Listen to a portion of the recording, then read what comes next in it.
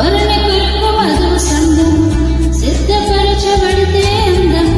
ఏకదేహం అంటే అర్థం క్రీస్తుతో అనుబంధం లోబడుటే వధువుకు ఘనము వరుని ప్రేమ వధువు స్వాస్థ్యము కళంకము ముడతలు లేని పవిత్రమైన ప్రభు శరీరం తనకు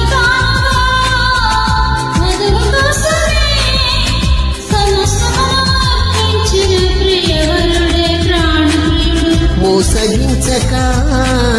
మాట దాచక వరుని అడుగు జాడలు నడిచే ప్రాణేశ్వరి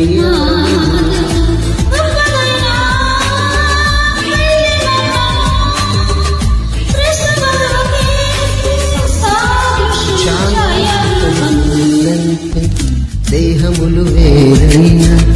ఒక్కటిగా ఫలించే దైవ సంకల్పము